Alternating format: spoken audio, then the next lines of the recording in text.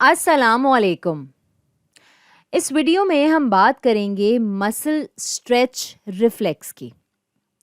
हमारा nervous system जो है वो करता है बहुत सारे रिफ्लेक्सेस और हम जानते हैं कि रिफ्लेक्स जो है वो होता है रिस्पॉन्स किसी भी स्टिमुलस के लिए, जिसके लिए ज़रूरी नहीं होता हमारे जिस्म के लिए कॉन्शियस होना। ये होता है खुद ब खुद। सारे रिफ्लेक्सेस के होते हैं दो हिस्से। पहला हिस्सा होता है एफरेंट।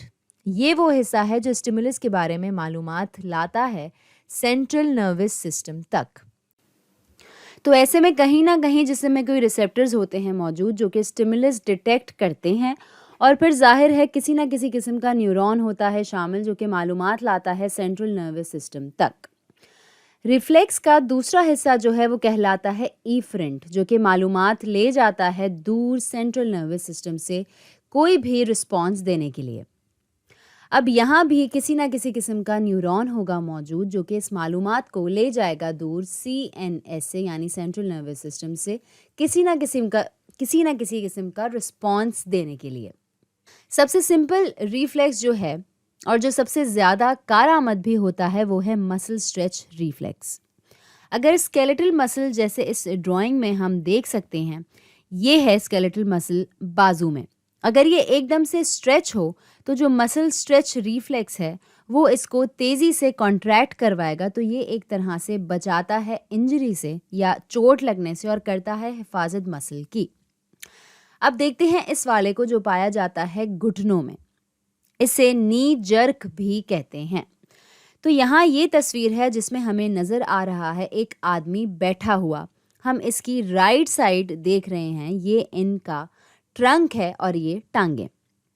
इस चीज़ के लिए शायद आपने देखा हो कि डॉक्टर लेता है एक रबर हैमर, समझें जैसे रबड़ का एक हथौड़ा होता है, और हल्के से मारा जाता है इसे आपके नी कैप पर। और जब ऐसा होता है तो आपने शायद ये कभी एक्सपीरियंस किया हो खुद भी, ये खुद ब खुद आपकी टांग उठने लगती है हवा में, और ये खुद ब खुद होता है, आपको कुछ करने की ज़रूरत नहीं पड़ती टांग उठाने के लिए। ये एक तरह से इनवॉलंटरी रिस्पॉन्स होता है आपकी टांग का।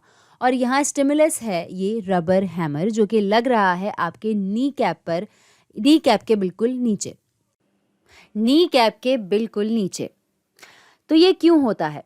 तो जो जगह है जहाँ आपको डॉक्टर ये रबर हैमर मार रहा होता है, ये होता है आपका टेंडन, जो कि होता है नी कैप के बिल्कुल नीचे। ये मैं यहाँ बना लेती हूँ, ये यहाँ पर नी कैप के नीचे।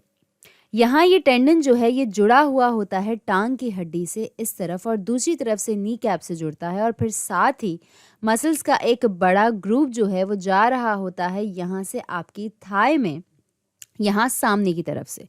तो जब भी डॉक्टर आपके इस टेंडन को मारता है तो यहाँ जो मौजूद मसल्स हैं ये सब होते हैं स्ट्रेच। तो एक सेकंड के लिए ही सही ये रबर हैमर इस टेंडन को बेंड करता है, जो कि फिर नी कैप को खींचता है इस तरह, और फिर मसल को भी, और फिर ये होते हैं स्ट्रेच। ये बहुत तेज़ी से होता है। स्केलेटल मसल्स पर होते हैं रिसेप्टर्स जो कि डिटेक्ट फ़ौरन करते हैं मसल स्ट्रेच को। यहाँ मैं इधर R लिखती हूँ बड़ा सा, जो कि है रिसेप्टर्स के लिए। ये बहुत सारे होते हैं पूरे जिस्म में, स्केलेटल मसल्स में। इनको कहते हैं मसल स्पिंडल। ये है मौजूद यहाँ इस तस्वीर में।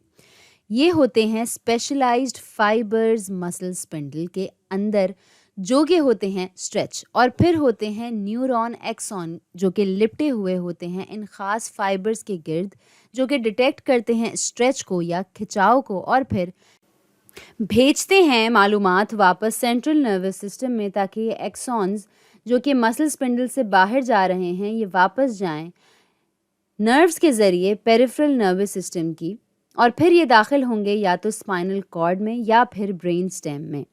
और ये हैं सोमैटोसेंसरी न्यूरॉन, जिनका सोमा और गैंग्लिया होता है करीब स्पाइनल कॉर्ड या ब्रेन स्टेम के। और चूँकि ये न्यूरॉन्स ले जा रहे हैं इंफॉर्मेशन सेंट्रल नर्वस सिस्टम में, तो हम इन्हें एफरेंट न्यूरॉन्स कह सकते हैं। ये मैं यहाँ लिख लेती हूँ, सोमैटोसेंसरी न्यूरॉन्स। हमने ये चीज़ अपनी दूसरी वीडियोस में भी देखी थी। CNS के अंदर जैसे यहाँ स्पाइनल कॉर्ड, ये सोमैटोसेंसरी न्यूरॉन्स जो कि कैरी कर रहे हैं मसल स्ट्रेच इन्फॉर्मेशन, ये मालूमात स्टिमुलस के बारे में, ये बनाएंगे एक एक्साइटेटरी साइनेप्स। यहाँ मैं एक प्लस का साइन बना लेती हूँ।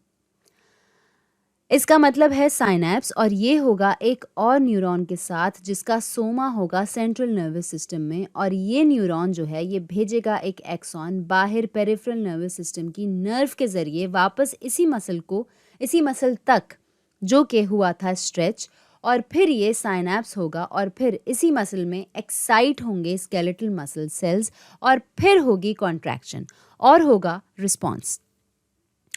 अब ये न्यूरॉन्स जो कि साइनैप्स करते हैं और कंट्रोल करते हैं स्केलेटल मसल सेल्स को, ये हैं लोअर मोटर न्यूरॉन्स। ये मैं यहाँ लिख लेती हूँ।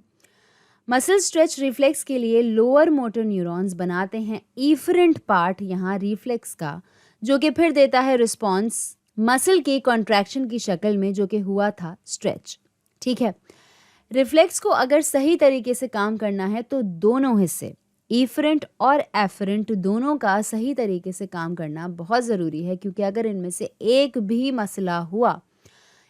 भी मसला हुआ तो इसका असर पड़ेगा रिफ्लेक्स पर। रिफ्लेक्स का सारा काम होता है यहाँ स्पाइनल कॉर्ड में या फिर ब्रेन स्टेम में, अगर ये होता brain stem reflex. Muscle stretch reflex को समझने के लिए हमें ये चीज़ें जानना बहुत ज़रूरी था, ये एफरेंट और इफरेंट वाला हिस्सा। तो आज के लिए इतना ही।